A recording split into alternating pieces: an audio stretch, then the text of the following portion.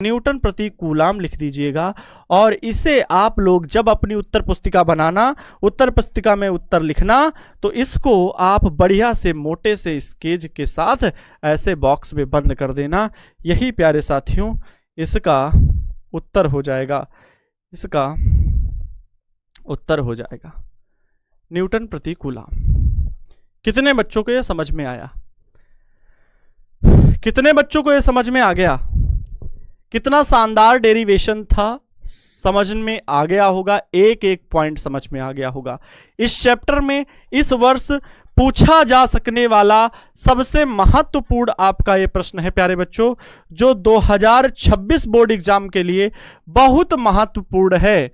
2026 board exam के लिए very important question है, वेरी इंपॉर्टेंट क्वेश्चन है, वेरी इंपॉर्टेंट क्वेश्चन है। कितने बच्चे इस मेरी बात से सहमत हैं? कितने बच्चे मेरी बात से सहमत हैं? क्लियर? क्लियर है? हाँ, क्लियर? आइए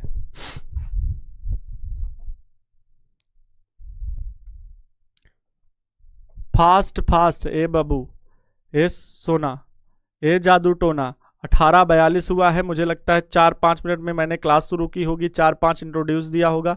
और मैं समझा रहा हूं, मैं भाग नहीं रहा हूं, ठीक है? मुझे सिखाना है, मुझे सिखाना है। और जिस दिन ये अहम आ गया ना आपको कि हमें तो ये आता है सर, इसको थोड़ा फास्ट पढ़ा दीजिए, आपको आता है, मेरे साथ हर एक तरह का बच्चा जुड़ा हुआ है। आपने भी सीखा ही है, कहीं से हमसे सीखा हो, कहीं से भी सीखा हो। आज सीखना जो दौर है ना, ये हमेशा जारी रहेगा। जिस दिन देखना एग्जाम में बैठोगे, कहोगे ये क्वेश्चन आता था यार, हमसे पता नहीं क्यों नहीं अब अभी आ रहा है एग्जाम हॉल में, ऐसे करके परेशान होगे। और नहीं तो एक बार अंतर्दृष्टि से खुद को आईने में खड़ा करके देखो कि जब भी एग्जाम देते हो तो पढ़े हुए क्वेश्चन भूल जाते हो कि नहीं। उसका प्रमुख कारण है रिवीजन, उसका प्रमुख कारण है रिवीजन। एक शिक्षक चीजों को एक्सप्लेन करने में कभी नहीं थकता है। एक अच्छा शिक्षक जो भी होगा वो आपको समझाएगा अपने मन से ही, ठीक है? तो आपको समझाया जा रहा है कि एक क्वेश्चन पढ़ो लेकिन उसको पूरा फाइनल पढ़ लो। और ये प्रश्न बहुत ज्यादा इंपॉर्टेंट है इस बार परीक्षा में आने के लिए। इसलिए बाबू आपको चाहिए कि हर एक प्रश्न का सॉल्यूशन तो मैं नहीं करवा सकता, कुछ मैं हिंट दे सकता हूं और कुछ का सॉल्यूशन करवा सकता हूं। तो जिनका सॉल्यूशन करवा रहा हूं अच्छे से, उन्हें आप करिए भाई, ठीक है? उन्हें आप करिए, उन प्रश्नों को खुद से करिए, ठीक? देखिए यहां पर ये वाला क्वेश्चन किनको किनको आता है जल्दी से बता दो।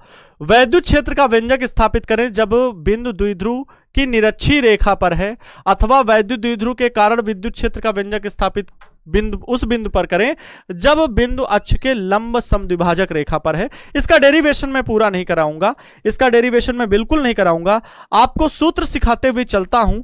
अगर आप लोग वैद्युत द्विध्रुव बनाते हो ना, वैद्युत द्विध्रुव माइनस क्यू प्लस क्यू आवेशों से मिलकर के बना हुआ है।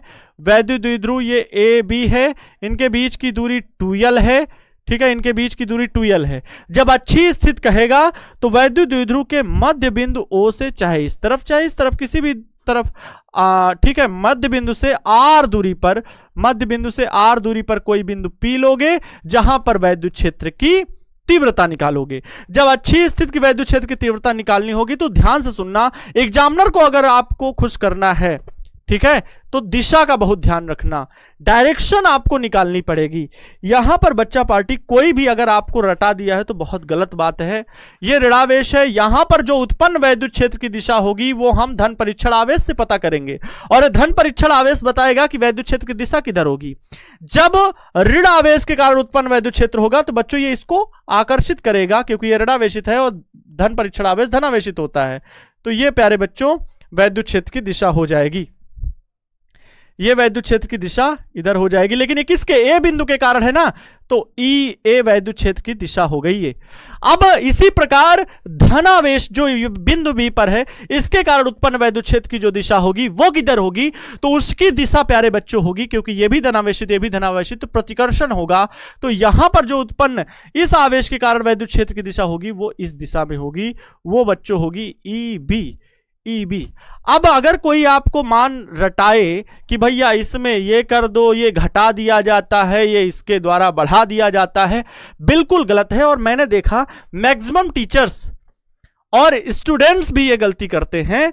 गलती क्या है वो कि यहां से जब दूरी बताते हैं, मैंने कई बार देखा ये अच्छे लेवल में मैंने देखा है कि गलती कर जाते हैं। R और ये भाई ये समझ सकते हो ये दूरी L है, दो दूरियों में बांट दो तो L है, ठीक है। जब इस आवेश के कारण यहां पर उत्पन्न वैद्युत क्षेत्र की तीव्रता निकालोगे तो इसकी दूरी आपकी टोटल क्या आएगी, R प्लस L आएगी, ठीक है।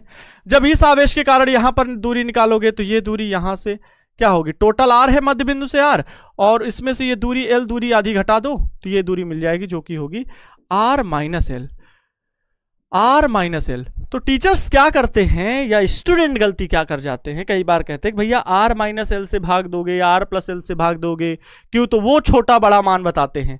बल्कि बच्चों वैद्युत क्षेत्र का मान किसके द्वारा बड़ा होगा ये आप स्वयं तय कर सकते हो। ये धनावेश बच्चों, ये भी आवेश है, ये भी आवेश है।